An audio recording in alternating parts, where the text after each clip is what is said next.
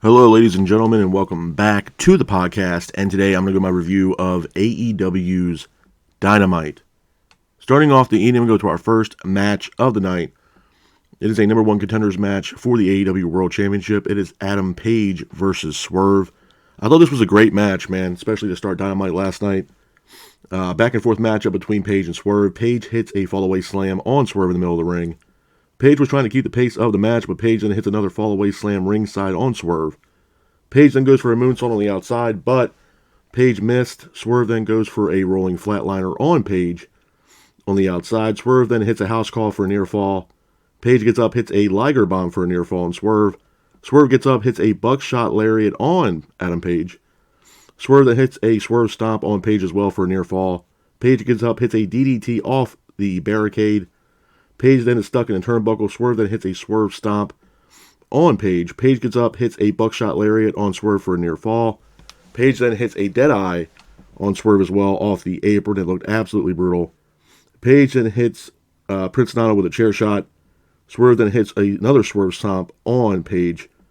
Swerve hits a deadeye of his own off the apron through a table on Page. Swerve then goes for a swerve stomp, missed. Swerve then goes for the finish. Bell sounds, and the match ends in a draw. After that, Swerve grabs a microphone and says 5 more minutes. Page says Swerve couldn't beat him, and there was no way that he was going to get a title shot at Samoa Joe. Page walks away, and then Shivani tells Adam Page no, and then Shivani tells Adam Page that Tony Khan says at Revolution there will be a triple threat match for the AEW World Championship between Page, Swerve, and Samoa Joe. A couple things I want to say about this, man. Number one, this was a solid match to start Dynamite. I believe this was the third installment between Page and Swerve as far as a match is concerned. This was great, man. I mean, to be honest with you, this is one of the best rivalries that AEW's had in quite a while. And if you guys watched that match, I believe it was at Full Gear, man. It was just incredible between Page and Swerve. I mean, those guys tore the house down that night. It was a fantastic matchup. But the outcome of this match, I'm not really surprised. To be honest with you, I mean, you have Swerve as the number one contender, and I'm a big fan of Swerve. I think the body of work that Swerve has put in over the past few months has been absolutely incredible. And I definitely can see him as a possible world champion here relatively soon. But on the flip side of that coin, man, you also have Adam Page, and Adam Page is the number 2 contender on the rankings right now, which I will talk about the rankings towards the end of this podcast and how I feel about that. But this was a solid match, man. And honestly, at Revolution, this match just makes sense. Makes sense. A triple threat match between Joe, Swerve, and Adam Page. You know, Adam Page and Swerve have been doing some of their best work here as of late with AEW. So this is going to be a solid main event at Revolution. I'm definitely looking forward to that. And I'm also looking forward to see how Joe kind of faces these two guys in this matchup where anything can happen. Joe can also lose his belt by getting, pinned, or he can also lose his belt by someone else being pinned in this triple threat match. So it's going to be a tall tale task for Samoa Joe to hopefully secure the victory and retain the AEW World Championship at Revolution. So I'm definitely looking forward to that. Moving on from that, we go into our next match of the night. It is Red Velvet versus Toni Storm. This was kind of like a title eliminator matchup, if you will. Deonna Purrazzo was on commentary through this match. The match itself, it was a solid match, man. A back and forth matchup between Red Velvet and Toni Storm. Storm was keeping the pace of the match. Storm then hits a hip attack on Red Velvet in the corner, and then Toni applies an ankle lock straight out of Kurt Angle's book on Red Velvet. Velvet taps out, and your winner of the match is Toni Storm. After the match, Toni Storm and Deonna Purrazzo get face-to-face in the ring, and then Toni Storm walks away. So again, this is just setting up that match at Revolution between Toni Storm and Deonna Purrazzo. Obviously, there's a lot of history between Purrazzo and Toni Storm. And honestly, it goes hand in hand with what I said about Swerve and Adam Page earlier, especially when it pertains to Toni Storm. Toni Storm, honestly, is carrying that women's division on her back. She's done a fantastic job with the timeless, Toni Storm character. It's flawless, man. She's done some of her best work in her entire career with this new character. It's fantastic. The storyline kind of fits itself, and it's one of those storylines, honestly, that you can somewhat be invested in, especially when it pertains to the women's locker room in AEW and the women's roster, because 9 times out of 10, you really don't have that much build when it pertains to the AEW's women's side of the roster. So definitely invested in this matchup between Purrazzo and Toni Storm. And again, man, it's going to be a great match to see at Revolution on March 3rd. Moving on from that, we go into our next match of the night. It is a 6-man tag team matchup. It is the Blackpool Combat Club teaming up against Pretty much the CMML guys, man. We got Hechicero. I might be butchering these names, so I do apologize. Hechicero, Valdor Jr., and Dorada. This match was great, man. It was a great match, back and forth matchup between both teams with the Blackpool Combat Club keeping pace of the match. Moxley and Volder were both exchanging in the middle of the ring with Danielson landing yes kicks. Claudio then hits a giant swing in the middle of the ring. Dorado then hits a shooting star. And then Dorado hits a 450 off the top rope on Bryan Danielson. Hechicero then hits a devastating leg drop. Claudio then hits a low blow, pins for the 3. And your winners of the match are the Blackpool Combat Club. After the match, there was CMLL talent that were ringside. They jumped the barricade, getting in the ring to try to beat up the Blackpool Combat Club. AEW superstars come out to the ring to save the Blackpool Combat Club. So, to me, this, like I said, this was a solid match. A lot of people were trying to figure out what was going on with the CMLL, roster and what's going on with that between AEW. In my honest opinion, number one, we can clearly see that AEW is working with CMLL. They have some great superstars over there. I think the issue that I have as a fan is that, obviously us and, people in the States don't really know a whole lot about the superstars over in CMLL. Not taking anything away from the talent that they have, man. They have some talent over in CMLL, but the problem is a lot of the casual fans don't know a lot about CMLL because you don't really get to see it that much in the States, and as far as I know. But they have endless amount of talent, man. And, the biggest name that stuck out for me, obviously I saw Hechicero have a match with Bryan Danielson on Collision this past weekend, and he did a phenomenal job. The entrance was awesome. The music was great. And he's more of a mat wrestler as far as the luchador is concerned. A lot of times you see luchadors and they're high-flying and very acrobatic, where Hechicero is not. He's very mat technical, and it was a great matchup between both him and Bryan Danielson. But the name that stuck out to me the most in this match was Dorada. I think Dorada was very underrated in this matchup. He had some great moves in this match, man. He was a lot of high flying, the 450 splash on the top rope on Danielson, the shooting star press to the outside, taking out, obviously his teammates as well as the Blackpool Combat Club. I'm all for this, man. I think this is going to be a fantastic partnership, possibly between AEW and CMLL.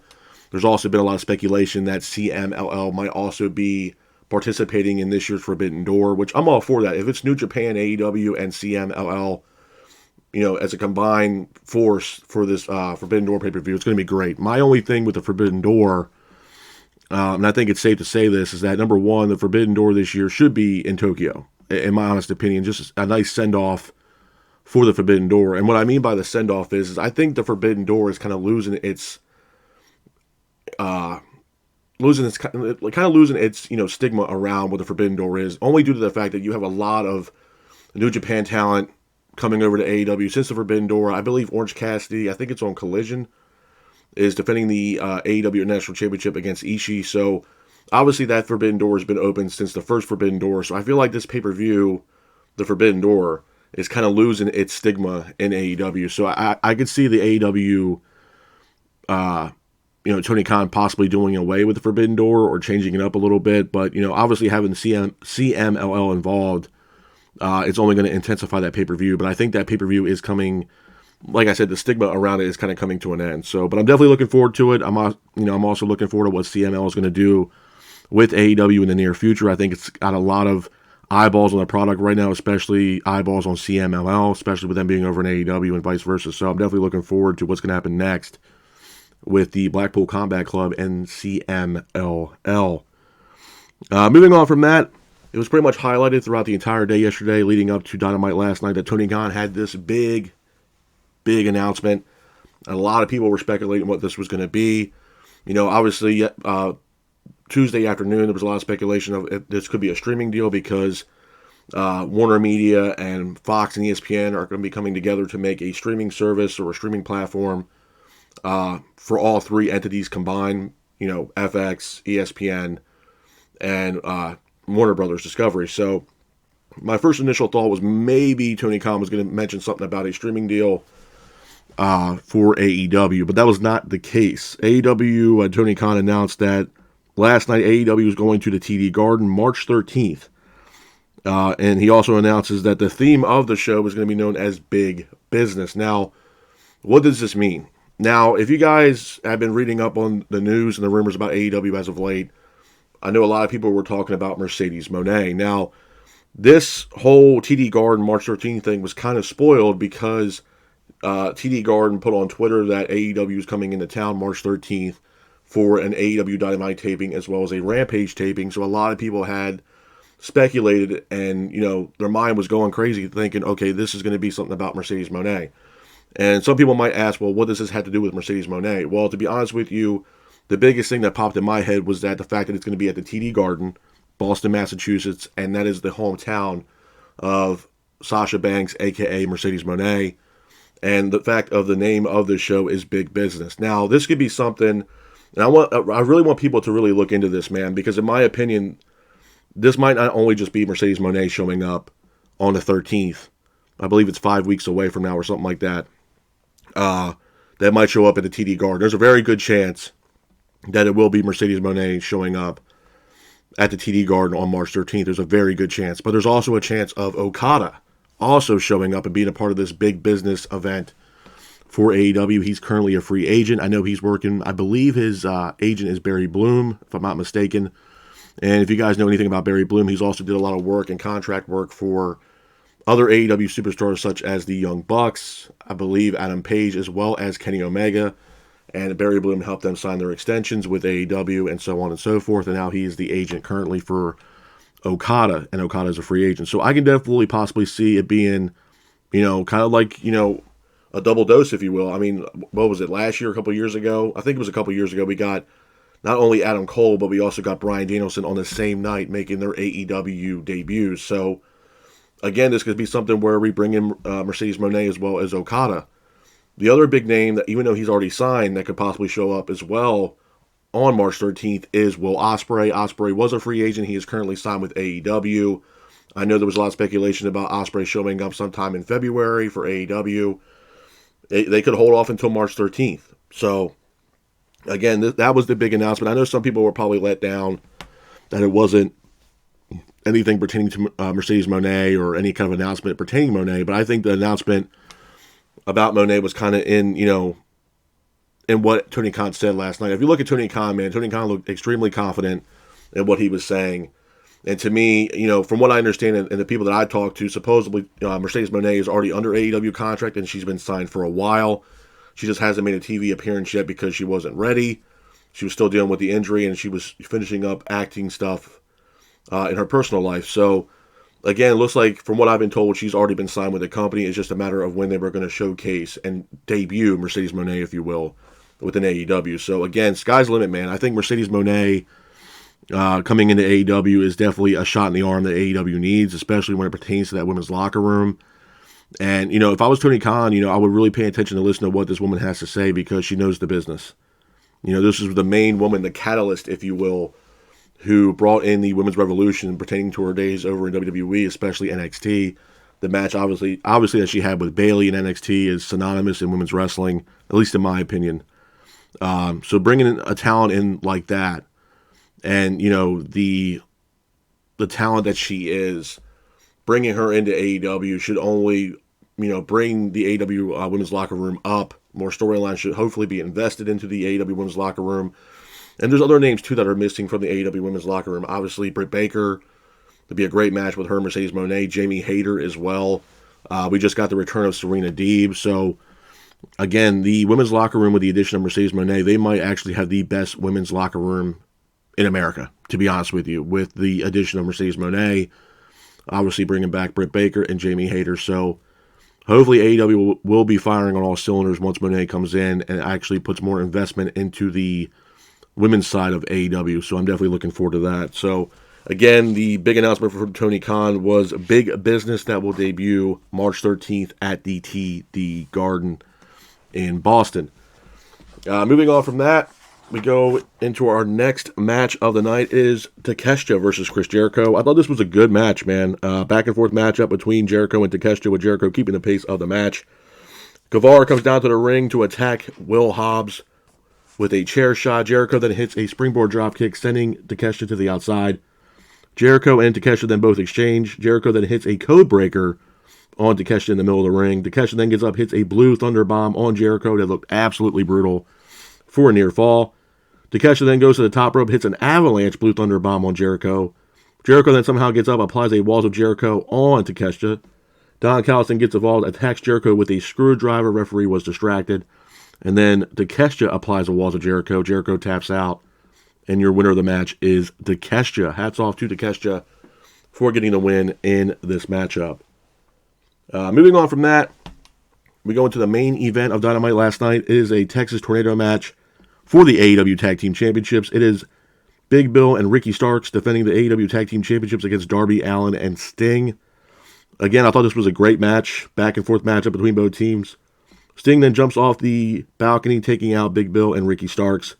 Darby and Sting were keeping the pace of the match. Bill then hits a devastating boss man slam on Darby Allin on the outside. It looked absolutely brutal. Ricky then hits a Scorpion Death Drop on Sting. Darby hits a Code Red. Darby hits a Coffin Drop to the outside. Sting then applies a Scorpion Death Lock. The hold is broken. Ricky then hits a spear for a near fall, but Sting gets up, hits a Scorpion Death Drop, pins for the 3, and your winners of the match and new AEW Tag Team Champions are Darby Allin and Sting. After the match, the Young Bucks attack Darby Allin and Sting, as well as Sting's sons that were ringside. They were in the ring celebrating with Sting on the huge accomplishment that he had by winning the AEW Tag Team Championships. The Young Bucks ended up attacking all of them, sending a message to Darby Allin and Sting. A couple things I want to say about this match, man. This was a great match last night between both Darby Allin, Sting, and Big Bill and Ricky Starks. But to be honest with you, I saw that this was going to happen. I knew Sting and Darby were going to beat Ricky Starks and Big Bill for the AEW Tag Team Championship, and this was only setting up the match at Revolution between the Young Bucks and Sting and Darby Allin. Now, I will say this. Could I see the Young Bucks possibly beating Darby Allin and Sting in Sting's last match? Is a possibility. It's definitely a possibility. Obviously, Matt and Nick Jackson coming back into the fold of AEW. They've been great heels so far. And it's really working. So the best way to put them over even more as a heel is to beat Sting in Sting's last match in AEW. So definitely looking forward to that. Besides all that, man, there's definitely some news and rumors and stuff I want to talk to you guys about as far as what's been going on in the wrestling world as of the past couple days, past couple weeks. So I want to talk to you guys about that and give you my take and my opinion on that as well. Let's start with TNA. TNA the other day, man, made a huge breaking news announcement yesterday that they ended up firing Scott D'Amore. And honestly, I was kind of taken aback from this, to be honest with you, man. Scott D'Amore, I had a lot of praise for Scott D'Amore. And I've been mentioning that multiple times on this show and this podcast that what Scott D'Amore has been doing with TNA has been absolutely awesome. Obviously going through the Impact days and stuff like that, then to have the opportunity to bring back the TNA name, putting on great events, bringing in top free agents like Dolph Ziggler, AJ Francis, stuff like that into the fold of TNA. Scott D'Amore was doing great things for TNA, and then all of a sudden, out of the blue yesterday, I see a tweet that Scott D'Amore has been fired from TNA, and they're moving on with someone else as far as the president of TNA. To me, this was, I'm not going to sit here. I don't know everything about TNA, but I will say this. Do I think it was a huge mistake? I do. I know there's a lot of people saying that Scott D'Amore also got fired because he was working with outside sources like WWE, and obviously having Jordan Grace go over to the Rumble and being a part of WWE's Royal Rumble caused a little bit of rift within the company, and that they didn't want to work with WWE and vice versa. Again, that's all speculation at this point. Me personally, I don't really know why Scott D'Amore was fired, but I do know that he was fired and let go from TNA wrestling, which to me is just insane. Because to me, a lot of the wrestlers that were on the roster, that are currently on the roster of TNA, love Scott D'Amore and loved working with Scott D'Amore. So to see him go away from TNA, I don't know what's going on backstage with TNA, but I think it left a sour taste in a lot of people's mouths as far as that roster is concerned in TNA. And it might cause issues, man. It might cause people to want to leave TNA and not work with the new regime, if you will. I think a lot of people there, put a lot of trust in what Scott D'Amore was doing with TNA, and he was doing a lot of great things for TNA, especially these past few months. So, again, Scott D'Amore is no longer with TNA. Now, with that being said, to me personally, Scott D'Amore would be perfect over in AEW, especially when it pertains to the women's locker room in AEW. He's done great things over with the TNA Knockouts Championship over in TNA.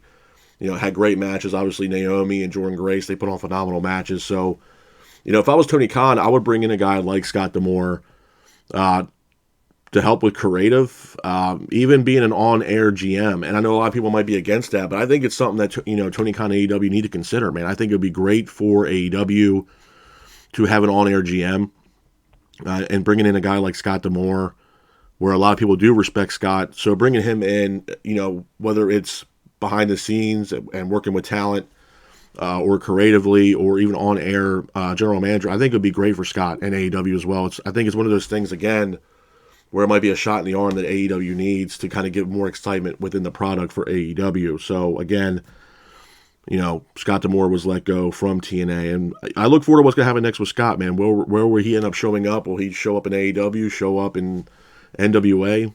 It's still yet to be seen, but hopefully Scott D'Amore gets back into wrestling here relatively soon. The other thing that I wanted to talk about as well, especially when it pertains to AEW, is obviously the big business. Now, obviously I talked about this earlier with the event that was announced. To me, this is something where I think personally Tony Khan needs to, fire on all cylinders with bringing in Mercedes Moné. Do I think Mercedes should wrestle every night? No, I don't. Do I think she should be there every night? Absolutely. Whether it's an on-air thing, whether it's in the ring, or, on commentary, stuff like that. I think she's going to play a big part into AEW. And I think bringing in Mercedes is only going to elevate that women's locker room. And that's exactly what I think AEW fans have been, biting at the bits for is, more attention to the women's roster, more storylines being built around the women on AEW and getting invested into the women's locker room, because right now they have a lot of great talent in that women's locker room, man. Julia Hart, Willow Nightingale, Chris Statlander, Ruby Soho, Saraya, Britt Baker, Jamie Hayter, Thunder Rosa, Serena Deeb. They have a solid core foundation for the women's locker room, and I think bringing in someone like Mercedes Moné is only going to elevate, that women's locker room and make it even more great than what it, obviously is and what it could be. So I'm all for it. Now Okada, again, to me it's speculation at this point. I know some people are saying Okada was going over to NXT and being a part of NXT. I personally don't see that. If he goes the WWE route, can I see him working with Shawn Michaels? As far as in-ring stuff, maybe some microphone work and promo work, possibly. But putting him on NXT as a full, a NXT roster person on NXT, I can't see that. I can't. And to be honest with you, who knows what's going to happen with Okada? To me, honestly, I think Okada would do better in AEW. In my honest opinion, I know some people are like, oh, well, it's just only because you watch AEW and you cover AEW and you want to see him on AEW. I wouldn't mind seeing him on WWE either. I think there's a lot of great dream matches on WWE television that Okada could have. Shinsuke Nakamura, AJ Styles, Finn Balor, Damian Priest, Seth Rollins, Roman Reigns, Cody Rhodes. There's a lot of great matches for Okada to have on WWE television. I think the reason why I'm more leaning towards Okada going to AEW is because obviously he worked with Barry Bloom, who helped out the Elite to re-sign their contract with AEW. Obviously the matches he had with Bryan Danielson, there's still some matches that Okada could have in AEW that would be absolutely incredible. Obviously the working relationship that Tony Khan AEW has with New Japan. My thing is this with Okada. Okada has built himself up and made himself a household name under the New Japan Pro Wrestling banner. Under that umbrella. He made a humongous name for himself over New Japan. I think if Okada goes to WWE, that him working with New Japan will no longer happen. Where AEW could allow Okada to obviously still wrestle with AEW, but also do some matches over New Japan as well because of the relationship that Tony Khan has with New Japan. And New Japan's president is gone. Now it's being run by Hiroshi Tanahashi, so obviously there's a relationship there between Tony Khan and New Japan that's been going on now for the past couple of years. So if Okada still wanted to work with New Japan but not be signed with New Japan, Okada could still have that opportunity working with AEW where he might not have that same kind of availability or opportunity, if you will, working with WWE. That's my biggest thing about Okada. But if he goes to WWE, I'm all for it. Will Ospreay as well. I know Ospreay has signed with AEW. I know I think the press conference that he had is that he was going to be back with AEW around February.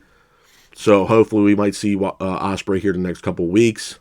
But they could hold off, like I said, and have him come out March 13th in big business and kind of be like a huge mission statement for AEW that they are doing big business, and they have these people being Okada, Ospreay, and Mercedes Moné coming over to AEW and just the roof would blow off the TD Garden if that happens. Even if Mercedes shows up, man, that place is going to erupt, especially being in Boston. Her hometown is Boston.